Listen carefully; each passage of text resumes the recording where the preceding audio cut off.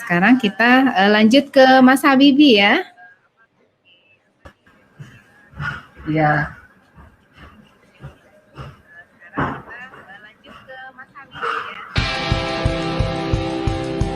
Dia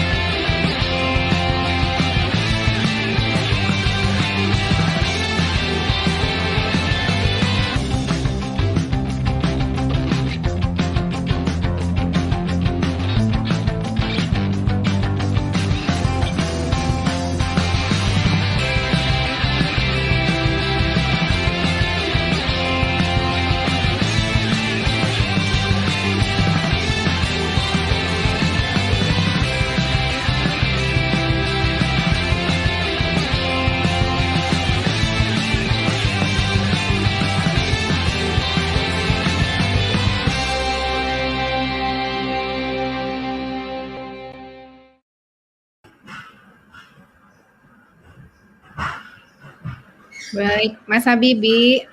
Iya. Bisa dengar suara saya ya? Iya, bisa. Sudah jelas.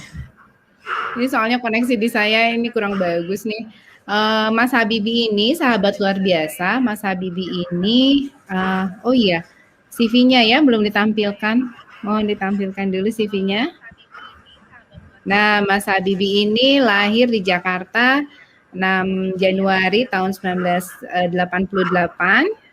Beliau banyak mendapat penghargaan ya. Di antaranya Internet Sehat Blog Award, kemudian Mini Monas buku penghargaan dari Gubernur DKI, kemudian pemenang Danamon Award, kemudian Best of the Best Wirausaha Indonesia. Kemudian beliau juga mendapat apresiasi dari penyanyi Iwan Fals untuk produk kopi tanah air Top Kopi. Beliau mengikuti pendidikan di SDLB YPAC tahun 2000 dan di Yayasan Sunda Kelapa tahun 2006 untuk SMU. Kemudian pendidikan non formal lainnya banyak ya Mas Habibie ya? Iya. Jadi beliau ikut Asia Internet Academy 2007, kemudian web design, kemudian beliau juga pasti berbahasa Inggris ya, kemudian CEO training, bootcamp, kemudian public speaking juga, dan beliau adalah seorang penulis sahabat luar biasa. Beliau sudah mengeluarkan menulis dua buku yaitu Kelemahanku Adalah Kekuatanku di tahun 2009 dan Sekarang atau Keburu Mati di tahun 2016. Mas Habibie ini ya, Mas Habibie ini nanti kita tanya ya, bagaimana kiprah beliau sebagai seorang penyandang disabilitas yang luar biasa. Ya.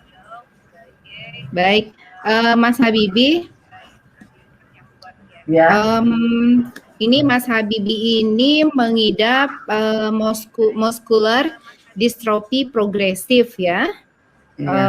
Kemudian yang menyebabkan Mas Habibie kehilangan kemampuan motorik dan fungsi tubuh sehingga mengharuskan Mas Habibie duduk di kursi roda akibat serangan penyakit ini. Itu dulu kalau boleh diceritakan pada umur berapa Mas Habibie kena serangan penyakit ini? Oke, ya terima kasih. Assalamualaikum warahmatullahi wabarakatuh. Waktu itu gejalanya kurang lebih di usia 9 bulan bayi. Jadi memang kalau anak bayi itu atau kecil itu kan dari mulai tiduran, tengkurap, lalu duduk, merangkak kayak gitu kan. Nah aku tuh sudah melalui proses merangkak itu, tetapi ketika sudah masuk ke 9 bulan yang harusnya mulai berdiri, mulai merembet, nah itu aku nggak stop di situ aja. Nah waktu itu sempat dibawa ke dokter, cuma memang karena dokter juga waktu itu masih belum seperti sekarang ya kecanggihannya gitu. Jadi dokter bilang ini hanya keterlambatan biasa aja. normal, tunggu aja, tiap anak tuh beda-beda kok gitu. Jadi waktu itu tuh dibilang jangan takut kayak gitu itu ini saya gitu. Terus sampai akhirnya di usia 4 tahun tuh masih belum bisa jalan, mama udah Mm-mm. ini udah nggak bisa, ditungguin lagi, mesti dicari solusinya. Akhirnya cari ke dokter yang sudah lebih apa ya, lebih ahli, profesor waktu itu, dan di situ ya dibilang ini udah nggak mungkin bisa berjalan. Tapi diagnosanya tuh masih belum yang muskular dystrophy itu. Muskular dystrophy itu baru muncul diagnosanya kurang lebih SMP, SD, SMP kayak Hmm. gitu. Karena memang prosesnya kan lamban banget ya maksudnya. Dulu juga teknologi belum canggih, terus juga belum ada jurnal-jurnal yang membahas tentang ini. Jadi akhirnya Iya. ya itu belum apa itu lambat lah, baru diketahuinya di usia kurang lebih ya SD itu baru ketahuan diagnosanya itu. Hmm. Hmm. Tapi apa? Mas Habibie kan dengan segala keterbatasan yang ada ya, bisa menembus batas dan sangat berprestasi gitu ya, menerima banyak penghargaan. Ini Mas Habibie bisa ceritakan nggak gimana sih prosesnya Mas Habibie? Apakah memang dari kecil punya cita-cita gitu ya? Eh, untuk pokoknya saya harus mandiri gitu atau gimana? Sejak Awalnya kapan enggak. gitu? Oh, awalnya justru enggak, karena waktu itu waktu masih kecil ya wajar ya kan, eee, mainanku di rumah ya karena nggak bisa lari, nggak bisa kemana-mana, kan cuma isinya cuma, video game, komputer, kayak gitulah, waktu aku masih TK atau SD gitu.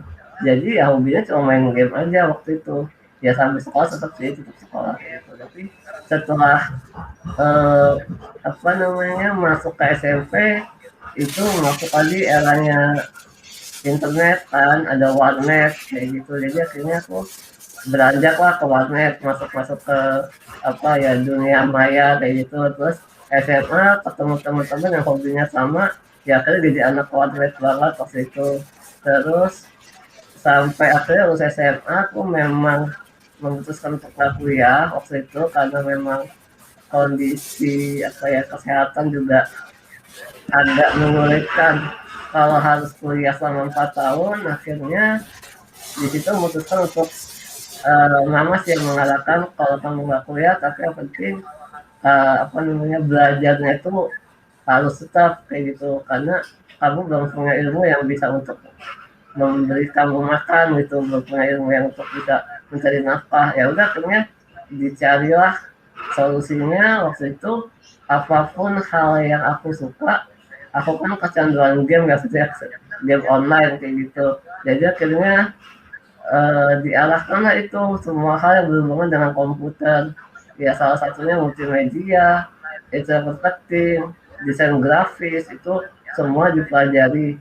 Cuma akhirnya terpilihnya itu aku lebih milih ke internet marketing karena progresku lebih cepat di sana gitu. Terus juga kok untuk masalah desain grafis itu kan harus menggunakan dua tangan yang apa ya yang bagus, itu dua tangannya geraknya akurat untuk narik garis, untuk pegang mouse itu aku ada kendala di situ gitu. Jadi akhirnya selama 3 bulan pencarian itu akhirnya aku lebih memilih internet marketing karena waktu 3 bulan itu kok tiba-tiba udah bisa menghasilkan uang sendiri dari internet. Dan akhirnya ya udah dari situ tuh rasanya kayak menemukan apa ya ya jati dirinya lah.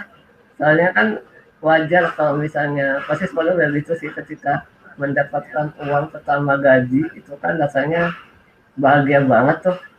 Semua orang pasti akan pengen beliin ini, pengen beliin orang tua ini, pengen Heeh. umrohin ini, padahal cuma duit seberapa juta gitu, tapi mimpinya tuh besar gitu. Nah itu aku juga waktu awal itu dapat uang $124 dari internet dalam bentuk cek di Amerika, itu rasanya langsung kayak bahagia banget gitu dapat Oh cek iya itu iya dong.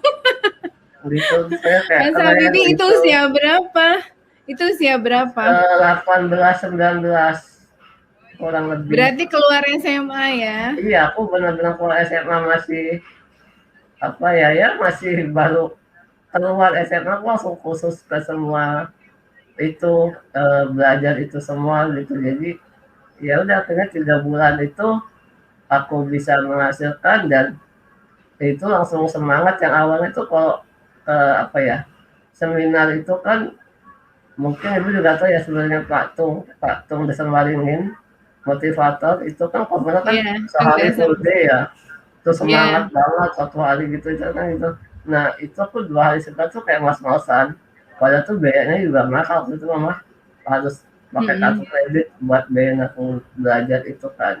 Nah di situ kayak mas-masan, tapi ketika dapat uang $124 itu aku udah kayak ya semangat banget, malah mah di Bandung ada seminar, aku mau ikut daftarin ya. Pokoknya semua seminar aku datangin ke Jogja, ke Bandung, ke Bali, pokoknya aku minta mama karena aku kan juga mama udah bilang kalau kamu kuliah itu kurang lebih dulu kebetulan ada saudaraku juga sepupu kan kuliah di Trisakti itu seumuran sama aku dia tuh dihitung-hitung biayanya pun juga sama kurang lebih 1 mobil Avanza saat itu.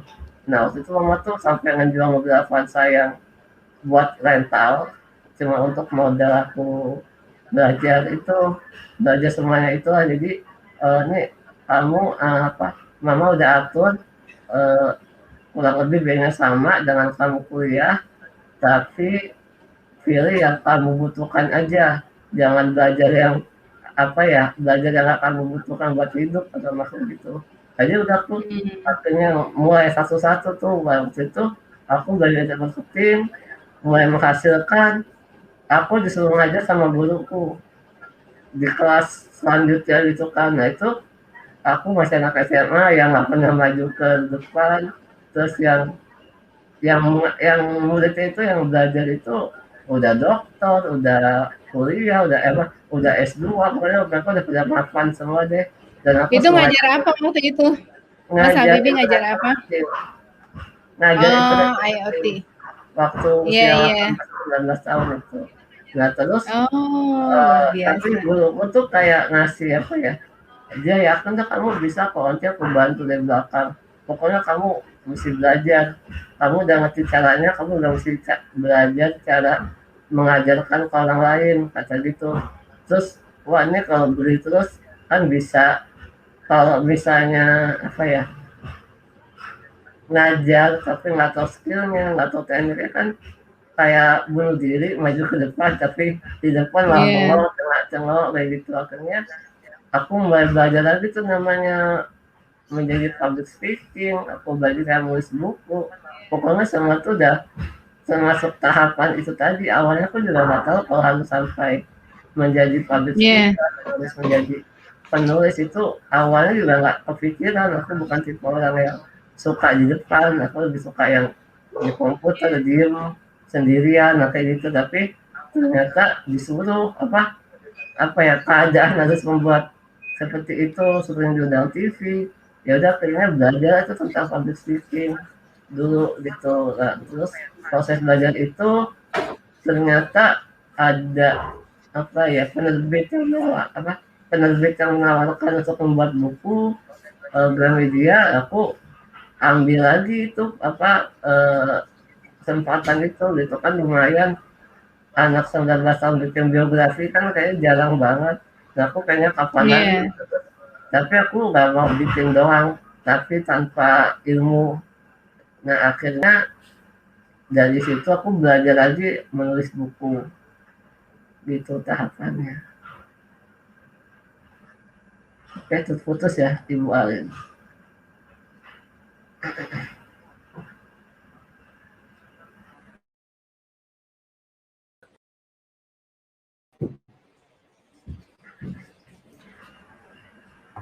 Mas Habibie, maaf Iya, ya tadi sempat ngilang iya, nih, apa koneksinya nggak bagus nih saya.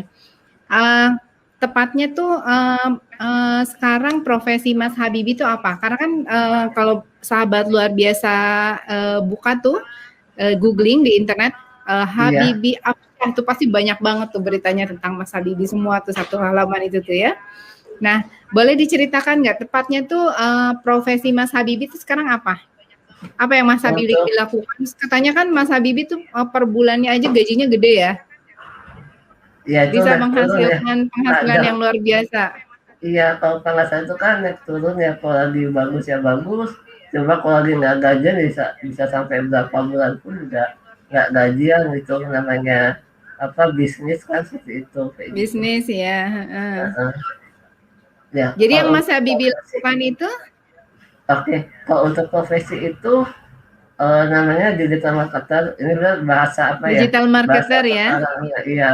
Nah, itu Jadi biasanya mhm, membantu perusahaan untuk dari offline ke online. Nah, itu apa saja yang mereka butuhkan, dibikinkan apa sih penawarannya, dibuatkan blueprint-nya harus melakukan apa-apa untuk beralih dari offline ke online. Seperti itu.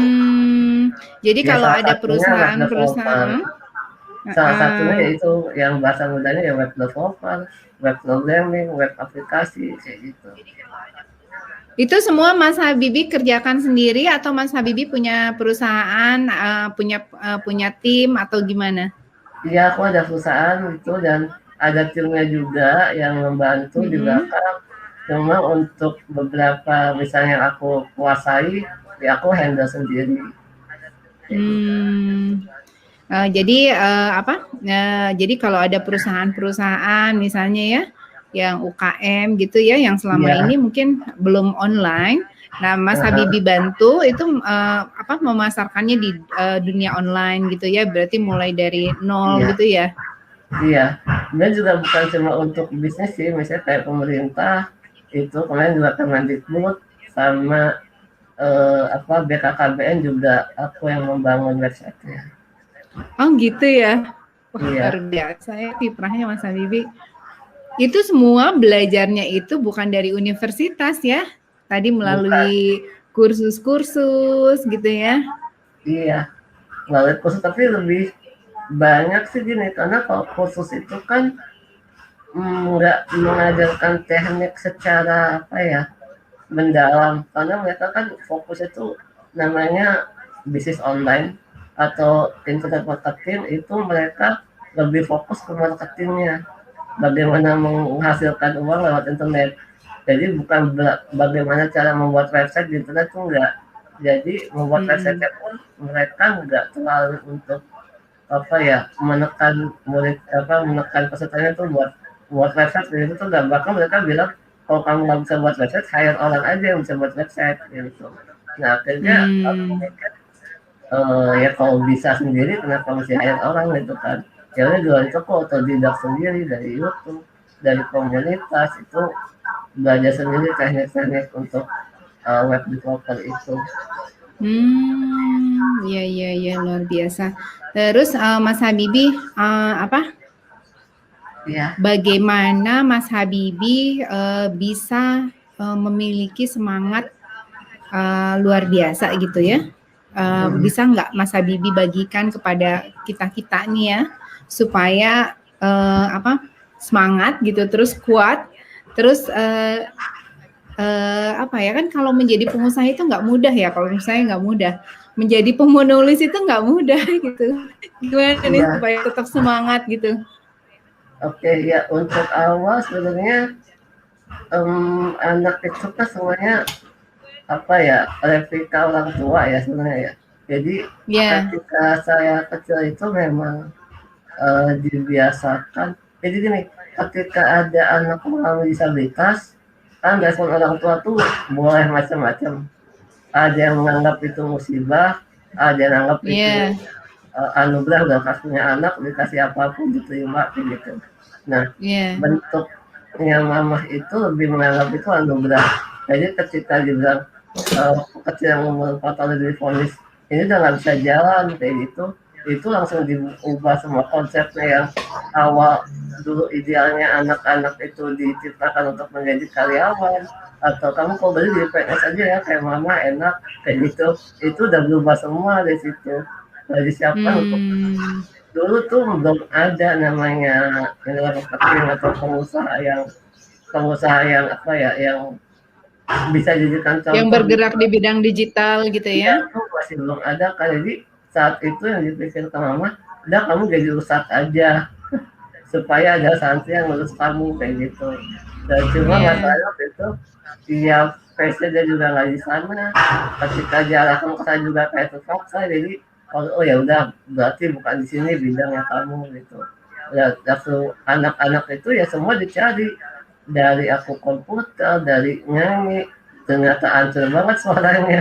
Jadi akhirnya nggak usah nyanyi, terus akhirnya belajar apa tuh catur.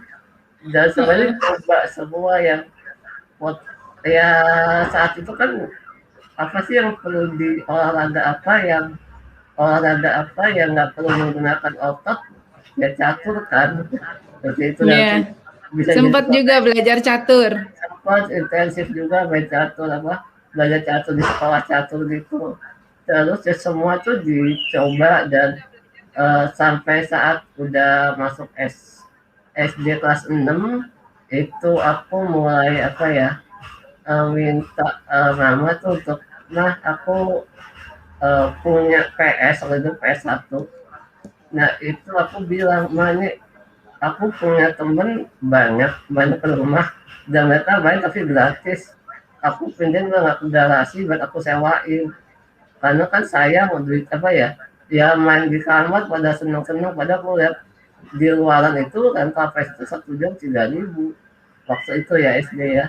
Nah ya udah coba aja tapi yang jagain nggak ada loh ya udah aku yang jagain aku bilang gitu waktu itu aku masih bisa menggerakkan tangan nggak walaupun nggak banyak tapi masih bisa menggerakkan tangan-tangan gitu lah terus akhirnya jadi aku setiap pulang sekolah itu aku selalu jaga rental PS itu gitu dan akhirnya itu sih benar bisnis pertama sih bagi saya dan yang membuat satu barang apa satu set TV dan PS bisa sampai jadi punya 4 PS kayak gitu bisa Oh, jadi awalnya itu ya, awalnya bisnisnya itu bisnis rental rental PS PS itu. ya Oke. itu dan terus Iya, akhirnya iya. ya waktu itu ya lumayan kan buat uang jajan juga jadi ya sudah akhirnya sampai SMP udah berganti lagi zamannya warnet. Nah waktu itu aku sempat tuh waktu masih lulus SMA tuh yang aku bilang aku nggak mau kuliah terus ya udah nggak apa-apa nggak kuliah tapi harus belajar aku bilang mah boleh nggak kok dibuatin warnet gitu cuma mama bilang jangan karena warnet itu nggak ada apa ya jenjang karirnya tuh nggak ada mentok aja udah punya walet ya udah selesai gitu tapi nggak ada Cuma pencapaian nungguin gitu ya, paling nungguin nungguin terus aja maintenance gitu ya. ya terus nanti dikasih tuh kamu tau kan zamannya PS cuma 5 tahun terus habis nanti kamu kalau jaga walet cuma waktu 5 tahun dan nggak ada karir nggak ada nol lagi di bisnis yang lain ya sama aja kan jadi kayak nol lagi coba kalau dimulai dari bisnis yang jangka panjang dari nol saat itu dari umur 18 tahun nol tapi 5 tahun ke depan ya aku udah menjadi expert di bidang itu kayak gitu jadi bilangnya sih mama nggak bangga kalau kamu jadi penjaga warnet gitu cari yang lain ya udah akhirnya ketemu ini apa internet marketing ini seperti Hmm. itu. Terus Mas Habibie berarti peran Mama sangat luar biasa ya dalam membesarkan Mas Habibie, kemudian Ya mengarahkan minat Mas Habibie gitu ya sesuai dengan minat. Nah, pernah nggak sih Mas Habibie merasa berkecil hati gitu? Itu misalkan ya supaya nanti teman-teman yang lain juga mendengar ya. Pernah nggak Mas Habibie merasa berkecil hati atau misalkan aduh putus asa gitu, pernah nggak ada perasaan seperti itu? kalau berkecil hati itu lebih situasional ya terutama soal anak-anak Hmm. misalnya kalau anak-anak kan kita kalau liburan ke Dufan kan pasti Mm-mm. bahagia banget ya kalau Iya, aku iya. tersiksa banget karena nggak bisa main semuanya kayak gitu Mm-mm, jadi mm-mm, yang mm-mm. sepupu-sepupu pada teriak-teriak naik roller coaster naik Niagara aku cuma di bawah makan es krim untuk mereka bahagia gitu kayaknya sebel aja gitu harusnya kan aku yang naik ke sana kayak gitu cuma itu sifatnya Iya. situasional yang kesel mau nangis tapi ditahan kayak gitu nah tapi ketika sampai ke rumah namanya anak-anak udah ketemu mainannya, ketemu komputer, ketemu PS, ya udah lupa lagi dan ya berharap liburannya besok yang ke Dufan lagi. Aku lebih suka ke Hmm. kayak taman safari atau ke mana taman ini kan aku juga bisa nikmatin kayak gitu. Iya. Seperti itu Terus sih. Kalau misalkan dalam ini kan Mas Habibie juga mencari sama ya, mencari pelanggan gitu ya Iya. untuk bisnisnya Mas Habibie. Selama ini tantangan Mas Habibie itu apa? Ketika menjadi seorang pengusaha gitu ya? Tantangannya ya jujur lebih ke fisik sih sekarang gitu. Jadi waktu itu Iya. di tahun 2019 itu kan emang sebelum COVID ya, Iya, itu heeh. ya istilahnya jadwalku juga padat banget. Acara keluar kota banyak, terus undangan-undangan dalam kota udah banyak, terus masih ngurusin klien-klien juga kan, website dan lain-lainnya kayak gitu. Nah itu sempet yang ya waktu itu semangat-semangat aja sih, cuma pas sampai tahu ternyata ambruk kalau masuk rumah sakit berkali-kali dan dokterku bilang kamu terlalu lelah kayak gitu ya udah gak bisa.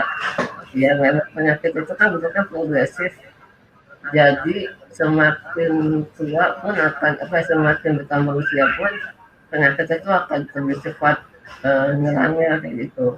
Jadi udah akhirnya waktu saat itu ya udah cara aja diganti, sekarang udah bukan lagi ngejar uang untuk kaya sih, tapi lebih mengejar ya udah nikmati aja hidup, udah maksudnya punya penghasilan, udah punya itu tapi bisa sehat gitu. Karena kalau hitung-hitung juga misalnya udah kerja capek-capekan setahun penuh kayak gitu kan, ya ujung-ujungnya habisnya buat di rumah sakit juga. Kayak dirinya kayak ya udah mindsetnya diubah, udah nggak bisa kerja seperti itu, lebih yang sekarang lebih santai, lebih bahkan juga ngurang-ngurangin klien juga kalau emang yang terlalu berat gitu kan, aduh maju deh kayak gitu karena eh, capek megangnya kayak gitu. Jadi sekali juga misalnya saya cuma dibatasi 2 atau 3 aja cukup gitu. Oke. Terus dari mana terpikirkan untuk menjadi seorang penulis? Awalnya Itu tuh gimana?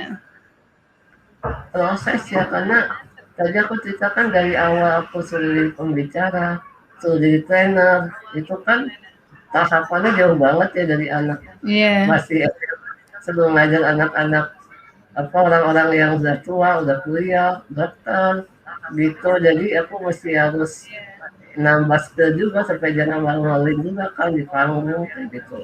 Nah terus akhirnya belajar itu public speaking. Lalu aku ngeliat juga sih orang-orang hebat itu yang mereka tuh jago bukan cuma di teknik, tapi juga mereka jago untuk presentasi, jago untuk menulis, untuk mengungkapkan gagasannya. Jadi ya udah pokoknya belajar juga karena kemarin waktu SD itu aku punya beberapa cita-cita sih.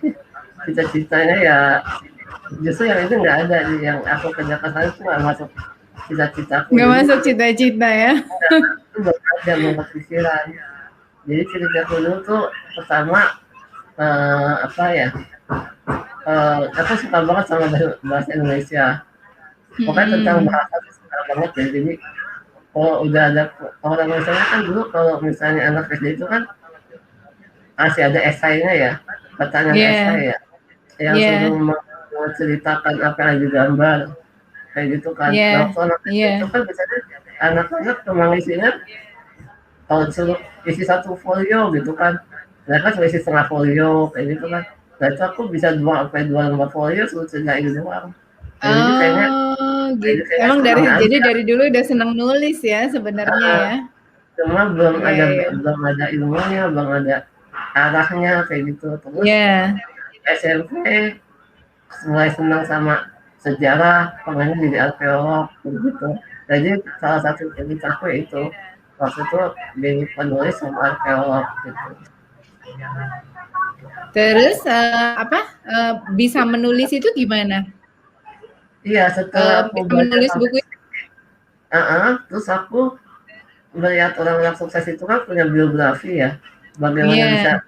mereka bisa menulis pemikirannya, membuat jurnal atau membuat cerita di koran kayak gitu kan. Nah itu akhirnya ya aku nonton orang-orang yang udah sukses aja sih, mereka bisa Siapa tulis. tokoh inspiratif Mas Habibie siapa? Tokoh inspiratifnya? Salah satu itu B.J. Habibie. Oh iya betul, gitu. Karena sama waktu itu ya banyak namanya. ketemu. Heeh. Nah terus Iya. ya udah akhirnya belajar menulis, kebetulan juga saat itu aku suruh buat apa ya, kerangka karangan. Awalnya kan dari proses itu, dan waktu lagi di kelas itu memang lagi ada direktur dari Gramedia gitu, dan nggak tahu kenapa kebetulan disuruh ngumpulin tuh kertas-kertasnya, aku kumpulin aja olet-oletanku itu. Nah terus akhirnya sama direktur Gramedianya dipanggil, ini kamu buat aja ceritanya, ini bagus loh kerangkanya gitu kan, dan belum ada, dan aku kirimin editor buat bantu kamu nulis gitu. Katanya itu buku pertama aku masuknya ke Gramedia. Pada tuh kalau untuk apa di dunia penulis itu Gramedia itu udah paling atas kan, cuma tulis bagus. Iya, Terus pas itu iya. aku waktu masih pemula aja udah diangkat sama Gramedia, jadi ya Hmm, sebenarnya itu sih iya. kesempatannya. Iya, susah banget kan untuk Mm-mm. bisa diterbitkan oleh ini ya, oleh Gramedia Gramedia, iya. banyak Terus syaratnya. iya banyak syaratnya. Kemudian tahun 2016 bikin Sekarang atau Keburu Mati. Nah itu bisa cerita nggak? Itu bukunya tentang apa? Yang Itu Sekarang atau Keburu bukunya Mati itu? lebih tentang apa ya, pandangan hidup sih, karena memang sudah besar juga kan, udah 28 tahun waktu itu kan begitu, dan juga menyikapi apa, dulu tuh pernah divonis bahwa nggak akan sampai usia 25 kayak gitu. Jadi itu lebih Hmm, ke cara hidup, cara pandang hidup, persahabatan aku sama teman-temanku tuh bagaimana gitu. Dan aku juga udah eh, mulai apa ya, kayak ya lebih kayak ke apa ya, refleksi diri sih di buku itu. Jadi pandangan aku tentang prinsip hidup tuh kayak gimana, bisnis itu kayak gimana, kayak gitu sih. dulu divonis oleh dokter tidak akan sampai 25 tahun usianya ya. Tidak. Dan sekarang ternyata sudah melampaui itu ya, sudah Iya, 33 tahun. 33 tahun ya, luar biasa Mas Iya. Habibie. Mas Satrio, ini ada pertanyaan nih dari Bu Awalia. Izin bertanya untuk Mas Satrio dan Mas Habibie, bagaimana memberi motivasi pada anak-anak muda yang sekarang masih menempuh pendidikan katanya. Silahkan Mas Habibie dulu. Oh iya, Boleh Yang lebih mungkin senior. dijawab oleh Mas oke. Habibie Yang lebih dulu. senior nih. Iya Mas Satrio, oke. Iya, jadi untuk Bu Awalia effort, eh, saya lebih senang sih misalnya melihat cara ibu saya dulu mendidik saya gitu kan, mencari bakat sejak dini mungkin. Memang nggak mudah, karena bersyukur sih kalau ada anak kecil yang sudah terlihat bakatnya, itu akan lebih mudah ditemukan, apa, lebih akan mudah di apa ya, diperjuangkan nantinya gitu. Karena kan kita semuanya sekolah pun juga ujung-ujungnya kan juga untuk mencari nafkah kan gitu. Jadi tetap mencari skill yang atau passion yang pas untuk si anak itu, lalu ketika sudah ketemu gali terus aja passionnya itu apa, lalu andaikan harus berkuliah, itu pilih kuliah memang mendukung untuk passionnya itu. Jadi semua tuh geraknya dari awal tuh searah semua dari passion. Karena kalau kita ngomong yang misalnya banyak banget kan orang yang cuma kuliah untuk memenuhi kangen orang tuanya misalnya, padahal dia passionnya nggak di situ, tapi dia cuma mengikuti orang tua. Itu rasanya itu kan kayak gimana gitu, kayak nggak, kesiksa banget ya hari bangun cuma untuk mimpi orang lain gitu loh, sedangkan kita punya mimpi masing-masing. Jadi harus punya apa ya, komunikasi juga ke anak, passion kamu apa, sukanya apa gitu, terus dipilihkan misalnya, oh aku sukanya ini, oke yuk kita lihat peluangnya ke depan bagaimana, ini masih bisa nggak ke depannya, kayak gitu. Jadi harus tetap diskusi, komunikasi, cari jalan tengah. Terus juga sebagai orang tua aku juga jangan terlalu egois untuk menentukan jalan anaknya. Andai kan anaknya itu ngotot untuk masuk ke jalan yang orang tua lain inginkan, ya boleh, asalkan tadi konsekuensinya kamu harus apa, tanggung jawab di sini, harus yakin di sini karena ini pilihan kamu udah dewasa, ya sudah silahkan memilih kayak gitu dan terus didukung seperti itu sih. Karena tetap saya harus komunikasi sih gitu.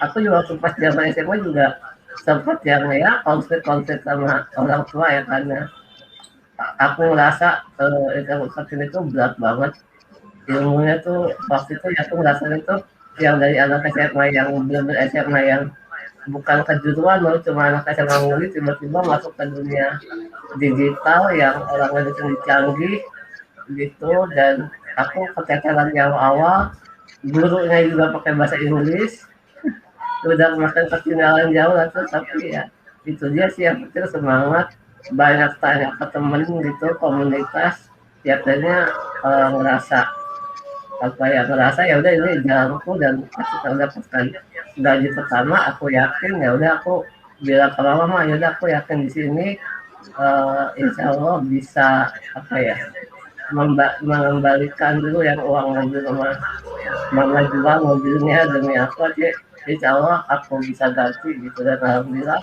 di tahun 2011 itu bisa aku ganti sih. Jadi tadi kuncinya adalah motivasi dari orang tua, kemudian tadi ikutinlah apa yang menjadi passion anak ya. Jadi mimpinya Mas Habibie itulah yang diwujudkan ya, bukan mimpinya orang tua, cita-citanya orang tua. Kemudian tadi berteman dengan teman-teman yang dalam satu komunitas yang memang saling menyemangati ya Mas Habibie ya. Nah, seprofesi itu lebih bagus, lebih enak sih. Jadi ketika kita menghadapi masalah, ya kita memang ada teman yang bisa kita tanya-tanya lah. Jadi nggak sendiri dunia itu. Gitu. Iya. Kalau Mas Satrio gimana nih Mas Satrio? Ya setuju sih sama pendapatnya Mas Habibie. Jangannya Mas Habibie ini benar sesuai lah. Cuma saya ada satu tambahan aja. Untuk anak muda ini jangan sampai salah mengidolakan. Jadi harus punya idola, tapi idolanya jangan sampai salah. Gitu. Artinya harus punya idola itu kan sebagai patokan, sebagai impian kita. Jadi jangan sampai salah kita mengidolakan orang yang, kita harus mengidolakan orang yang tepat. Jadi punya standar gitu. Misalnya Mas Habibie mengidolakan Pak Habibie, Presiden B.J. Habibie. Nah itu adalah idola yang tepat. Pasti Mas Habibie akan meniru bagaimana pola pikirnya Pak Habibie, bagaimana perilaku tindakannya. Nah itu jangan sampai anak muda itu salah mengidolakan, salah punya idola. Itu aja sih Bu. Yang lainnya Mas Habibie.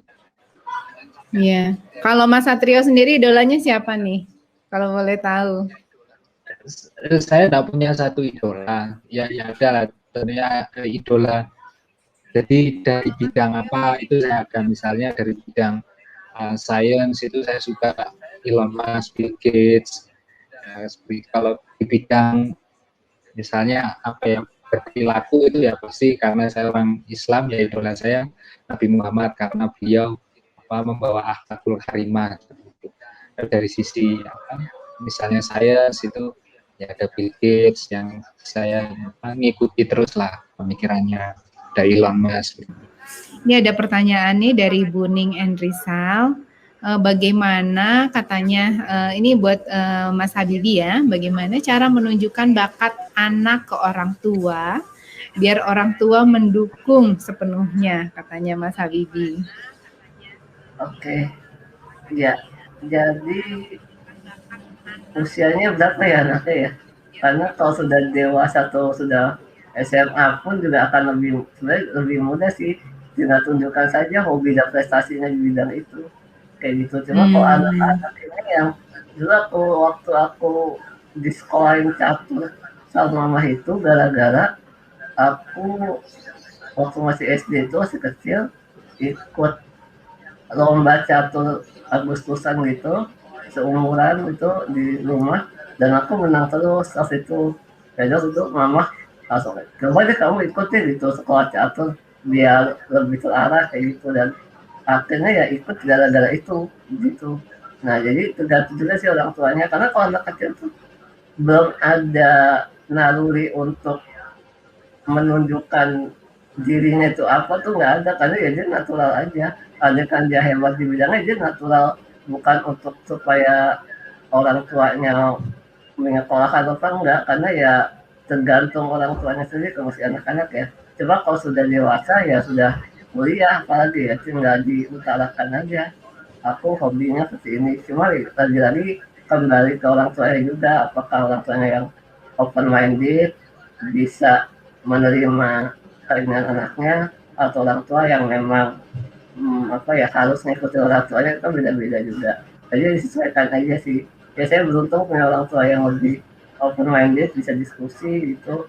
Ya walaupun juga ya kalau usia-usia SMA ya walaupun diskusi juga ujung-ujungnya aku juga kalah sih sama mama kayak gitu. Jadi intinya ya cari jalan tengahnya juga lah gitu. Dan insting orang tua biasanya lebih tepat sih, kayak waktu pas aku belajar di sini pun juga aku kan nolak karena mahal, terus sama juga sampai menjual mobilnya gitu. Jadi aku mikirnya kok banyak banget, aku malah jadi beban beban apa ya, kok biayanya mahal gitu, kayak rasa nggak enak aja. Tapi ternyata ya instingnya mama lebih tepat sih. Jadi akhirnya ya udah aku akhirnya jalanin ini gitu.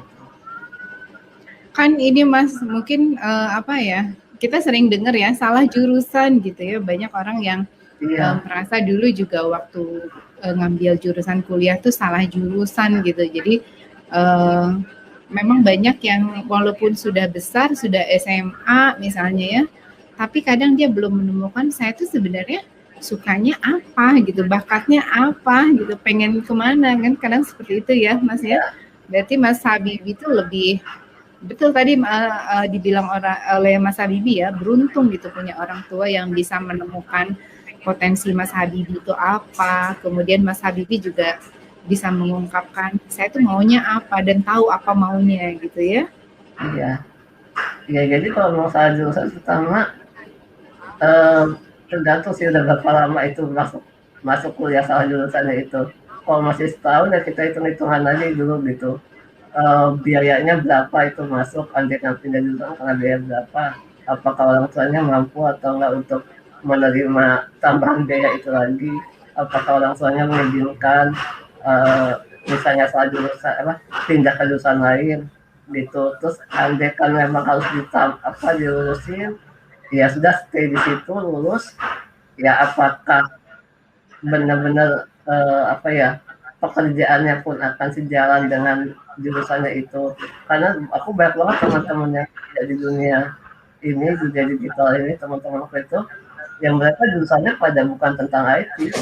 Jurusan mereka tuh kebanyakan apa namanya, ada yang sarjana pertanian, ada yang sarjana sastra, ada yang apa ilmu perpustakaan. Jadi nggak nyambung bablas gitu, sama sekali nggak nyambung. Tapi ya ketika mereka sudah lulus kuliah, ngerjain apa passionnya di sini, dapetin uang di sini, bisa nunjukin ke orang tuanya, ini loh penghasilanku walaupun bukan dari jurusanku gitu. Ya udah akhirnya mereka pun juga ya biasanya orang tuanya welcome sih. Karena kan tujuannya orang tua untuk mendidik itu kan supaya anak bisa bertahan hidup di kemudian hari. Ketika Ya sudah bisa mandiri ya, ya bisa mandiri mandiri, secara finansial gitu ya. setelah itu tercapai ya sudah, berarti tugas mereka kan juga sudah selesai untuk memandirikan anaknya. Iya. Mas Habibie, by the way sekarang ketika Mas Habibie menjalankan perusahaan ini punya tim berapa orang nih Mas Habibie?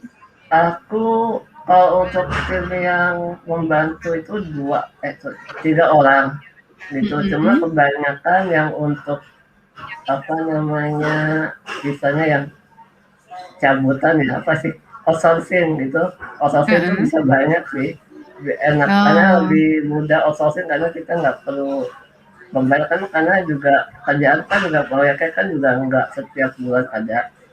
Karena by project ya, jadi begitu iya, memang projectnya harus ini bisa outsource gitu ya iya, teman-teman. cari orang biasanya di daerah sih yang lebih banyak apa ya, skillnya lebih bagus, tapi harganya bisa lebih murah kayak gitu.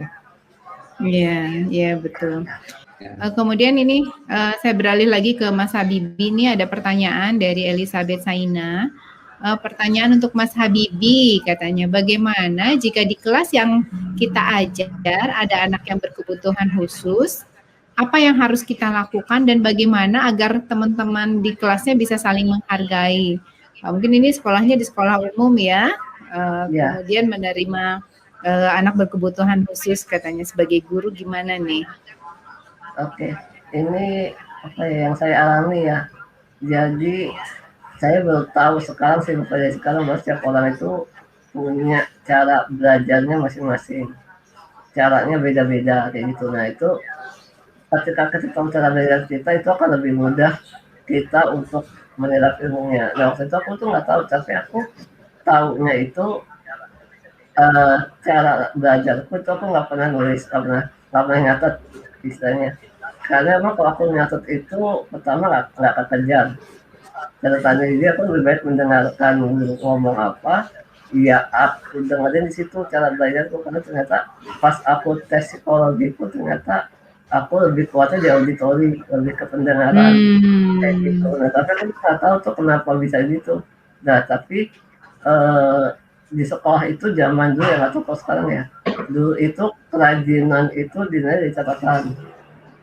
Catatanku tuh kosong semua gitu. Jadi aku nggak nilainya agak kurang di situ gitu. Jadi padahal dulu aku mikirnya kalau aku nyatet aku malah blank semua karena nggak bisa ngedengerin, karena lebih fokusnya ke catatan.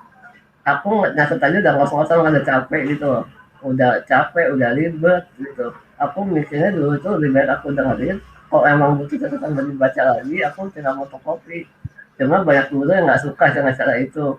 Karena kayak apa ya, dibilangnya malas lah mungkin kayak gitu ya. Dan nggak enaknya sih ke murid yang lain, kok Habibie boleh nyatet, boleh fotokopi, aku kok nggak boleh, mesti nyatet gitu. Nah kalau nyatet kan nggak nyatet tapi ngobrol. Kalau aku kan nggak nyatet, aku diem dengerin guru jelasin kayak gitu. Nah terus itu juga sama ketika ternyata pas aku seminar. Seminar itu kan bentuknya workshop ya, pakai laptop gitu. Guru jelasin kita ngikutin, itu rasanya nggak kekejar aja kalau aku mesti ngerjain megang komputer, ngelepasin laptop. Belum posisiku juga kadang nggak enak di apa, laptopnya posisi nggak pas, itu kayaknya agak ribet aja kayak gitu. Jadi aku waktu pas aku seminar itu ya aku full itu cuma buat ngedengerin itu trainernya ngomong aja gitu, sambil baca aja ngomong apa. Kalau aku dikasih presentasi aku baca presentasinya, aku nggak praktek sama sekali. Begitu sampai rumah udah malam pun aku langsung megang komputer, aku ulang lagi yang ada di otak aku supaya masuk semua, keinget semua. Jadi cara belajarnya pun juga uh, beda kayak gitu. Jadi aku sih mungkin ya guru-guru lebih bisa mengerti sih, misalnya kalau ada anak disabilitas dia lebih suka tipe belajarnya kayak gimana kayak gitu. Kalau aku jujur aku lebih auditori, auditori itu lebih kuat, visualku emang nggak bagus, aku nggak suka baca jujur gitu. Kalau belajar dia pusing aja gitu, aku lebih dengar. Tapi ketika aku belajar otodidak aku dengerin YouTube itu masuk semua kayak gitu, karena ada visual, ada audionya. Tapi kalau dari baca buku aku nggak, kurang, agak lama mencernanya di otak gitu. Jadi ya udah akhirnya aku nemuin cara yang pas buat aku dan itu rasanya enak kayak gitu. Nah mungkin dulu seperti itu caranya. Terus bagaimana dihargai oleh teman-temannya itu jujur juga proses sih.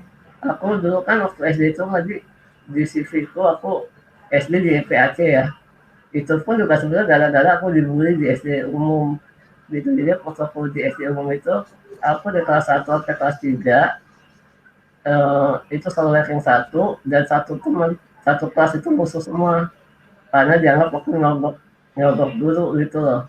Nah terus aku sempat polis mama, ngapain nyogok dulu sih mah kayak gitu kan. Lah ngapain nyogok, nggak disogok aja kamu ranking 1, kalau aku gitu. Terus ya udah akhirnya aku minta pindah sekolah karena memang satu kelas tuh membuli semua, dibilang penipu, dibilang anak tukang sogok, kan kayaknya nggak enak banget ya. Terus aku minta pindah sekolah, kayak masuk dari PAC. Nah di SMP itu sempat sih ada takut yang kena bully juga, tapi ternyata beda apa ya, nggak terlalu cara bermainnya anak-anak SD dengan anak SMP itu udah beda. di SMP itu aku udah bisa main bareng karena kan ada PS, ada apa ya, komputer, jadi aku main bareng sama mereka dengan yang bisa aku mainin. Jadi aku di SMP pun udah nggak ngalamin pembulian lagi. Jadi sebenarnya sih lebih ke media permainannya ya. Waktu aku SD kan juga sosialisasi sama teman kan juga agak susah. Karena mereka mainnya lari-larian, aku nggak bisa lari-larian. Otomatis juga bondingnya sama teman-teman juga nggak ada. Cuma sebatas di lu ada, gua ada, ya udah satu kelas gitu doang. Cuma untuk bondingnya main bareng itu nggak ketemu di situ. Nah, mungkin guru-gurunya bisa lebih membuat permainan yang melibatkan anak disabilitas dengan non disabilitas supaya ada bonding, ada kemudian terus kalau bisa misalnya kita tahu anak disabilitas ini jagonya di sini nih mainan ini ya kita buat permainan itu sesekali dibuat yang memang si anak disabilitas ini kuasai karena juga dia kan juga butuh pengakuan dari teman-temannya ternyata dia jago. Nah aku waktu kecil aku jagonya tuh main PS gitu, jadi ketika di SMP itu ketika aku jago main PS di sekolah itu jadi kayak dihormatin, lu ada bisa ngalahin dia nggak, lu dia jago banget mainnya kayak gitu. Jadi butuh Ada rasa pengakuan kayak bangga gitu ya. tapi Ada itu rasa dari teman bangga. sendiri, dari teman-teman sendiri yang akhirnya belum aku cuma buat main PS sama anak-anak SMP, sama anak-anak SMP itu gitu. Jadi akhirnya aku punya teman main, aku punya teman apa ngobrol kayak gitu sih mungkin. Ya, jadi Bu Elizabeth tadi ya, kalau dari Mas Habibi katanya kalau Ibu sebagai seorang guru dan ada anak disabilitas di kelas Ibu, jadi memang sebaiknya temukan potensinya anak ini tuh apa, Cara kemudian tadi belajarnya cara belajarnya juga harus diterima bahwa cara belajar setiap anak itu berbeda gitu. Jangankan anak yang bukan hanya anak yang disabilitas, anak biasa pun sama ya, memiliki cara belajar yang berbeda. Saya juga sama dong dengan Mas Habibi. Saya tipenya auditori. Jadi kalau belajar di kelas itu dengerin dulu. Jadi nggak kadang-kadang nyatetnya enggak gitu, tapi memang dengerin gitu. Kalau udah paham baru bisa nyatet gitu. Sama. iya. Jadi tadi pahami gaya belajar anak, kemudian pahami potensi-potensi di dalam diri anak didik kita ya. Kemudian tadi ciptakan permainan-permainan yang bisa menyatukan anak-anak sehingga punya bonding gitu ya. Ada bonding, ada perasaan ada perasaan keterikatan satu sama lain secara emosional. Kemudian tadi sesekali juga sesekali juga bantu anak ya dengan disabilitas untuk permainan yang dapat memang pengakuan. iya itulah nih Mas Habib ini jagonya di PS gitu ya. Iya luar biasa sekali. Mas Habibi gimana nih Mas Habibi? Ya, ini Sejauh ini apakah Mas Habibi sudah puas dengan capaian Mas Habibi? Atau gimana nih ke depan inginnya seperti apa nih? kalau puas namanya manusia kan pasti nggak akan puas ya. Cuma Yeah. aku sekarang lebih rasa bersyukur aja sih udah ngelewatin apa ya semua itu gitu, jadi udah melewati perjuangan dari sekolah yang tadi aku juga belum cerita ya, aku TK pun ditolak waktu itu karena dianggap guru dan sekolah nggak siap menerima anak disabilitas gitu. Jadi memang kalau dilihat dari perjuangan itu ya disabilitas memang harus punya perjuangan 2 kali lebih keras dibandingkan yang non disabilitas gitu. Dan untuk pencapaian aku lebih rasa bersyukur aja sekarang karena kan orang yang dicari-cari itu kan bisa mandiri kan, kayak itu bonus tapi mandiri itu udah harus kayak gitu kan. Nah aku udah sampai titik itu udah bersyukur aja udah bisa mandiri, mengurangi beban orang tua, udah nggak ada beban ke keluarga juga, jadi lebih bersyukur seperti itu. Ada pesan Mas Habibi untuk guru-guru yang menyaksikan acara ini, untuk orang tua yang menyaksikan acara hari ini? Ya untuk guru-guru sebenarnya sini mungkin sini mewakili ya, saya merasa bersyukur kalau ada guru-guru yang mau mendidik anak-anak disabilitas karena pasti punya kesabaran lebih untuk mendidik anak-anak disabilitas. dan juga untuk guru-guru mungkin bisa membantu karena intinya ya setiap anak disabilitas sukses itu setelah aku lihat dari teman-temanku, dari semua orang, itu kunci cuma satu, dari orang tua yang mendukung gitu. Jadi aku punya teman-teman disabilitas yang sukses itu, yang hebat-hebat itu satu aja, orang tuanya tuh mendukung mereka semua, nggak menolak, nggak ngumpetin, nggak mencibir juga anak-anak. Jadi aku melihat seperti itu. Jadi kalau misalnya ada guru-guru yang orang tuanya kayak menghambat, entah seperti misalnya apa ya, kayak menomorduakan lah anak disabilitas itu kan suka kayak gitu ya, lebih mengutamakan anak-anak yang disabilitas.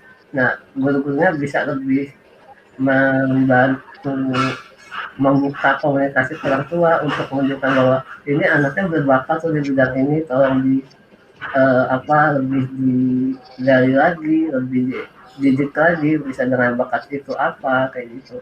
Karena kalau orang tuanya aja menutup, ya udah pasti anak-anaknya akan makin berat perjuangannya gitu, bisa 4 kali 5 kali lebih keras dibandingkan saya. Jadi kasihan sih. Jadi ya harus dibantu dari gurunya yang open minded untuk membantu orang tuanya, dan orang tuanya ya semoga mau mendengarkan gurunya dan bisa didik anak itu bareng-bareng gitu. Baik, terima kasih banyak Mas Habibie, Mas Satrio, sama-sama. Atas kesediaannya berbagi inspirasi hari ini ya bersama sahabat luar biasa. Semoga sahabat luar biasa dari seluruh penjuru tanah air yang mendengar juga terinspirasi ya, dan menjadikan Mas Habibie dan Mas Satrio ini sebagai contoh-contoh luar biasa. Contoh kepedulian yang luar biasa terhadap lingkungan, terhadap sesama, kemudian juga contoh dari perjuangan yang luar biasa ya, menguatkan mental gitu, bagaimana ditolak di sekolah, kemudian dibully, tetapi memiliki mental yang luar biasa kuat. Dan inilah saya pikir yang menjadi modal Mas Habibie untuk menjadi seorang pengusaha yang luar biasa ya, karena pengusaha leader seperti Mas Satrio itu butuh mental yang luar biasa kuat supaya bisa bertahan gitu ya. Terima kasih banyak atas kesediaannya berbagi hari ini. Semoga menjadi inspirasi bagi semua. Saya atas nama Pempat TKTKPLB mengucapkan sekali lagi terima kasih banyak.